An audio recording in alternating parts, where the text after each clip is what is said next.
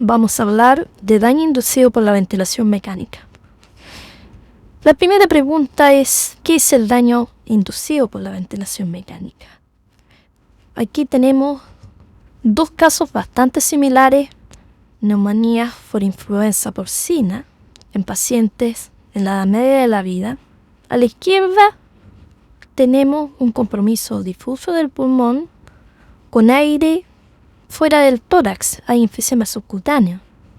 Se dibuja también bastante bien la silueta cardíaca. Eso nos habla de... Sin embargo, eso no es la clave del daño inducido por la ventilación mecánica, sino que es el compromiso inflamatorio difuso secundario a una ventilación mal aplicada.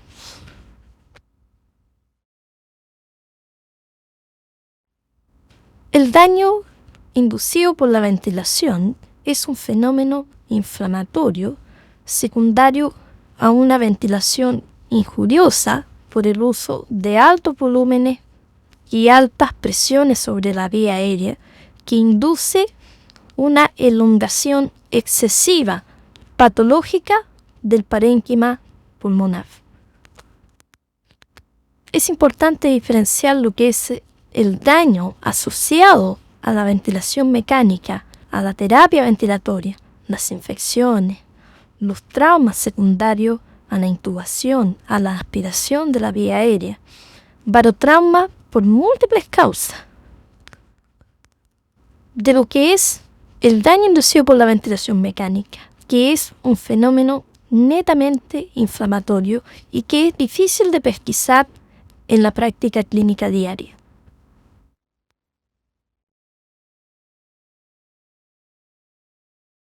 En la siguiente clase vamos a hablar del concepto de Vini. Lo que hemos dicho es inflamación. Vamos a revisar los mecanismos físicos involucrados, cuál es la manifestación clínica, mencionar algunos predisponentes anatómicos, cuáles son las poblaciones de riesgo y sugerir medidas preventivas. El daño inducido por la ventilación mecánica es primariamente un mecanismo físico. Aquí tenemos la curva presión-volumen, a la izquierda el volumen y abajo la presión en la vía aérea. El daño se produce ya sea por el uso de altas presiones, lo que llamamos daño,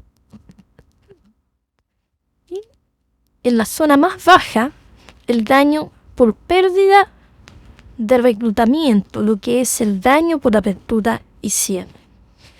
El objetivo de la ventilación protectora es mantener al paciente alejado de estas dos formas de daño.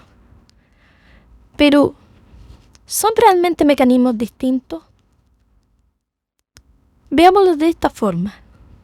El daño inducido por la ventilación mecánica es un mecanismo inicialmente físico: sobredistensión, lo que llamamos volutrauma, altas presiones de vía aérea, barotrauma, este fenómeno de reclutamiento, coatelectrauma, mal llamado atelectrauma, que produce un daño físico sobre las células, y las células alveolares endoteliales gritan generando mediadores proinflamatorios que van a amplificar la respuesta inflamatoria, que van a aumentar el daño pulmonar.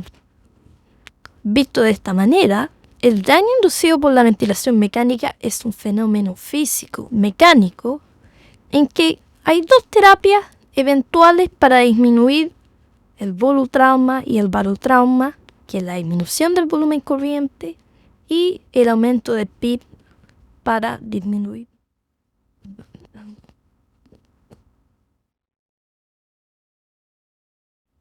Sin embargo, tenemos solamente evidencia para la eficacia de la disminución del volumen corriente, no para el uso de altos niveles de PIB en lo que llamamos Open Line Approach, y de lo cual vamos a hablar más tarde, cuando hablemos de las estrategias de máximo reclutamiento que tienden un poco a disminuir la apertura y cierre.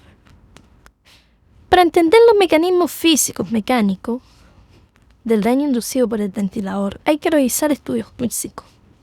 Este estudio de Webb y Cherney del año 74, 40 años atrás, muestra que en un pulmón sano, en este caso de un roedor, el uso de altas presiones en la vía aérea, 45 centímetros de agua, es capaz de producir daño. Produce un edema pulmonar, un pulmón congestivo. La aplicación de PEEP en este experimento logró disminuir en algo la evidencia macroscópica de daño, y esto ha sido citado como evidencia del efecto protector del PEEP.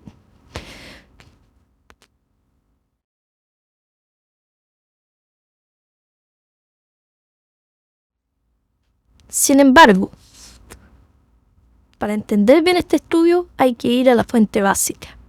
Al revisar este estudio nos vemos que no eran 3 grupos, eran 6 grupos.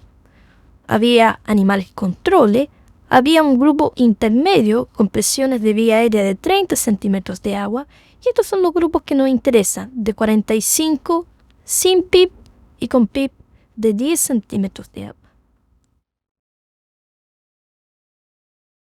Esta es la tabla más importante, en que tenemos el marcador de daño, que es el edema perivascular. Para resumir esta tabla, que puede ser algo compleja, veamos solamente los 3 grupos de interés y vemos que el edema perivascular, tanto con el uso de PEEP o sin PEEP, solo por las presiones de vía aérea, es capaz de inducir daño. Por lo tanto, el PEEP no parece ser tan protectivo como lo es en la foto macroscópica. Y aquí nos vamos a la clave del asunto del daño inducido por la ventilación mecánica, el concepto de strain, el estiramiento patológico del parénquima pulmonar. En esta microfotografía electrónica tenemos imágenes de pulmones de roedores en que funcional, y aquí estirado a su máxima longitud. Más allá de esto, el parénquima se va a romper y las células también se van a estirar, consecuentemente liberando mediadores proinflamatorios. El strain es una variable física que ya la hemos analizado en una clase del presente diplomado, y para recordarle es el cambio de longitud en relación a la longitud basal. Esto es el volumen corriente en relación al volumen de final de expiración o a la capacidad residual funcional. Y esto es lo que está pasando permanentemente en cada ciclo ventilatorio. Tenemos el colágeno plegado en capacidad residual funcional y expandido durante el ciclo inspiratorio hasta llegar al máximo estiramiento, que es la capacidad pulmonar total. Si nosotros generamos un strain excesivo, vamos a generar daño a nivel de la célula.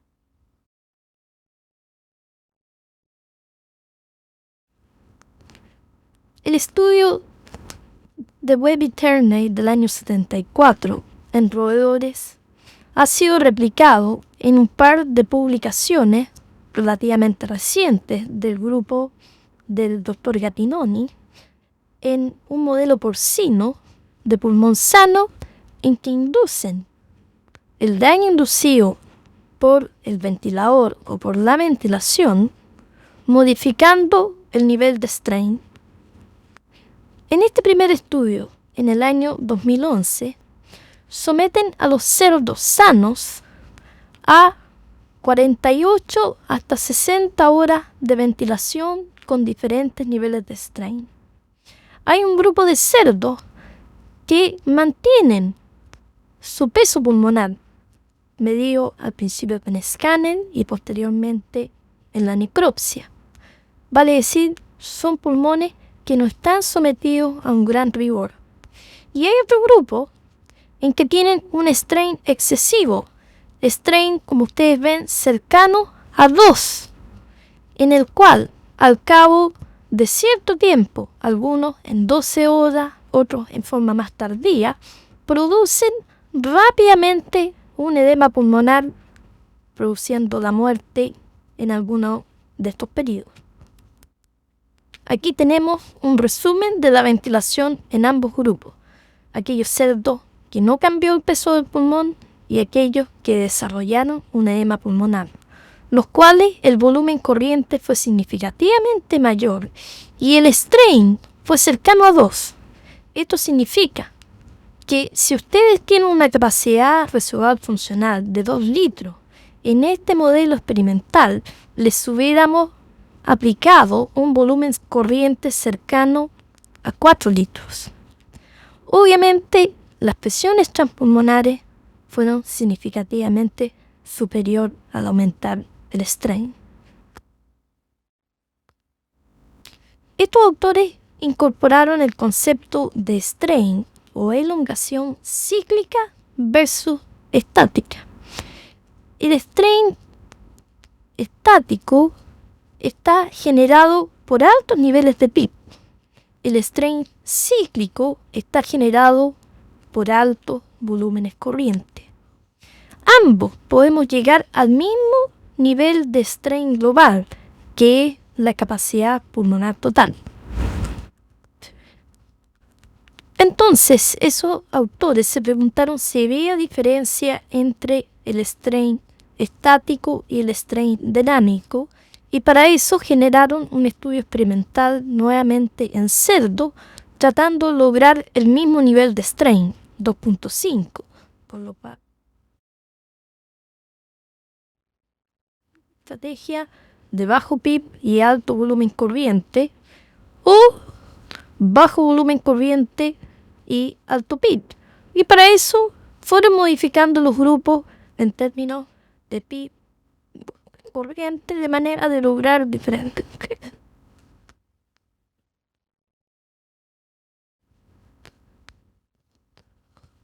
Fueron lo esperable.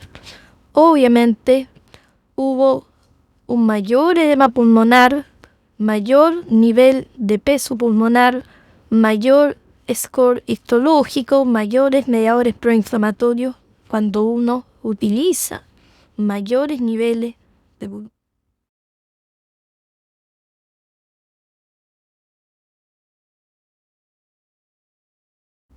Ahora, ¿qué pasa en nuestros pacientes, aquellos con falla respiratoria?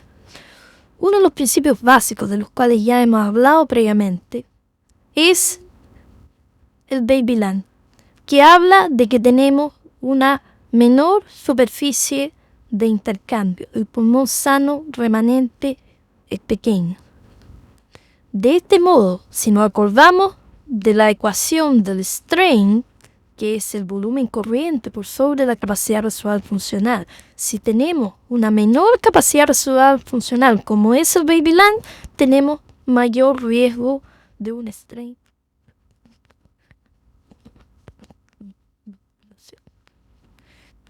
Este concepto de Babyland generó los primeros estudios de ventilación protectora a comienzos de los 90, y esto generó el concepto de hipercapnia permisiva y que revolucionó la terapia ventilatoria. Después de este estudio, en que limita las presiones y los volúmenes en la vía aérea a costa de que se eleven los niveles de CO2, generó una serie de otros estudios prospectivos randomizados comparando diversas estrategias que van a sentar las bases de la ventilación protectora moderna. Esta carrera terminó el año 99.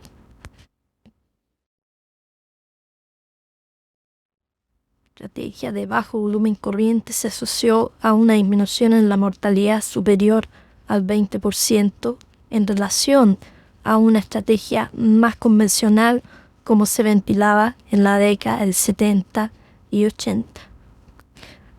Para entender cómo la disminución del volumen corriente disminuye el daño, nosotros realizamos un estudio con SYNST, esto es 4 imágenes por segundo en 10 pacientes con distrés, ventilado en un primer momento con la estrategia de bajo volumen corriente y posteriormente con la estrategia de alto volumen corriente.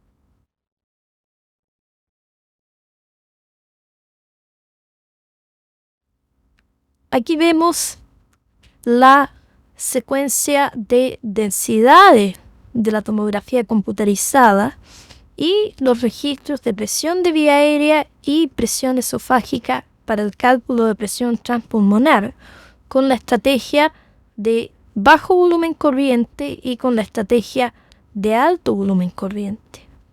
La apertura y cierre es medida como la diferencia entre el tejido no aireado en expiración, que está aquí en la cresta en negro, e inspiración, que está en la zona más bajo. Esto ilustra el ciclo ventilatorio. Así, al evaluar el reclutamiento, notamos algo que era obvio, que al bajar de 12 a 6 ml por kilo disminuye el atelectrauma. Estrictamente, uno puede llegar a 0 de apertura y cierre sin ventilación, con volumen corriente de 0, algo que es lo que se persigue con la ventilación ultraprotectora. Esto es circulación extracorpórea, promoción extracorpórea de fluidos. Además, disminuimos el tejido hiperinflado y disminuimos las presiones transpulmonares. Vale decir, disminuimos el volutrauma, el barotrauma.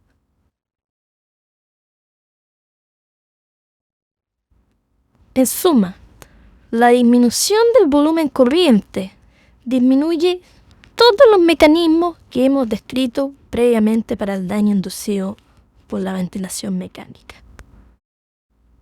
La primera conclusión en esta primera parte es que la limitación del volumen corriente disminuye todos los mecanismos físicos involucrados en el daño inducido por la ventilación mecánica, de manera que esta es la piedra angular de la ventilación mecánica en la falla respiratoria severa, no solo en distrés, sino que también en otras formas de falla, enfermedades intersticiales, fibrosis, EPOC, posquirúrgicos, etc.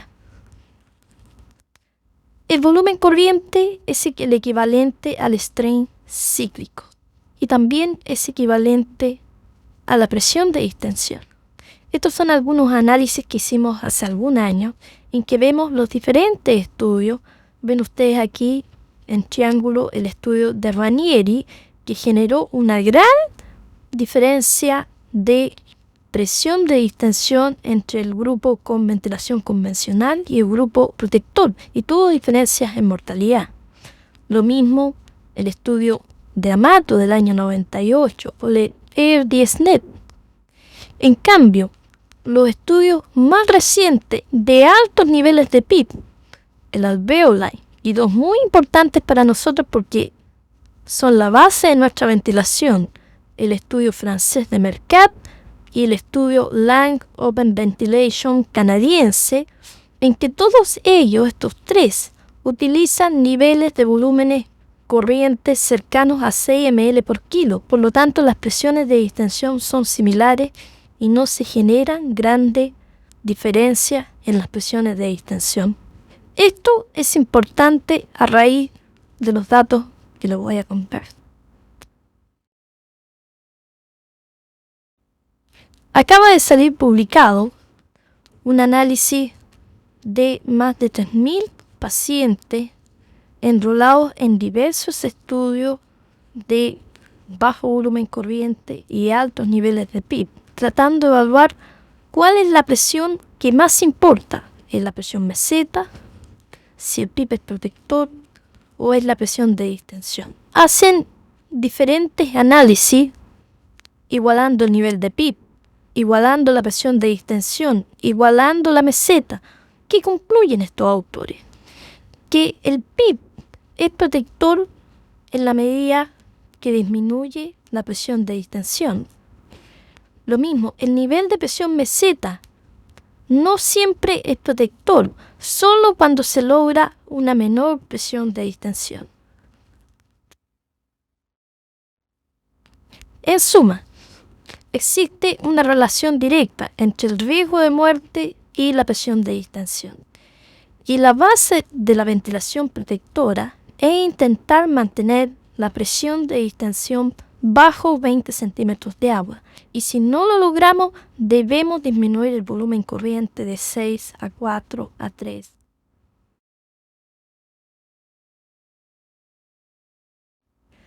Resumiendo, el volumen corriente, la presión de distensión, la presión transpulmonar reflejan el mismo mecanismo físico, un strain cíclico exagerado que se va a amplificar para lograr mayor inflamación, mayor daño, y esto es más probable que ocurra si tenemos una base anatómica, un pulmón pequeño por una falla respiratoria, o amplificadores de estrés por las heterogeneidades que existen en los pulmones patológicos. Ahora, para complejizar aún más el problema, el daño inducido por la ventilación mecánica probablemente es daño inducido por la ventilación. Uno puede tener el mismo daño con la ventilación espontánea. Estos son datos de hace 30 años, en que a ovejas traqueostomizadas ventilando espontáneamente se le inyecta aspirina en la cisterna magna. El centro respiratorio lee una acidosis y lo que hace el animal es hiperventilar. Y la hiperventilación espontánea, al cabo de un cierto tiempo, lleva al desarrollo de un edema pulmonar letal. Por lo tanto, no es necesario el ventilador para amplificar el daño, y probablemente esto explica, al menos en parte, la génesis del síndrome de distrés respiratorio en nuestros pacientes. Así, una ventilación injuriosa, excesiva, con un strain patológico, puede producir daño aún en pacientes con pulmón normal o mínimo compromiso. Estos son los primeros datos de un grupo holandés dirigido por el grupo del Dr. Schultz, en el cual realizaron un ensayo prospectivo randomizado en 150 pacientes que tenían una PAFI sobre 800. Esto nos habla de un pulmón razonablemente normal o con poco compromiso. Y se ventiló con 10 ml o con 6 ml. El outcome primario eran los niveles de citoquina, que tendieron a disminuir más en el grupo con ventilación protectora, con 6 ml por kilo.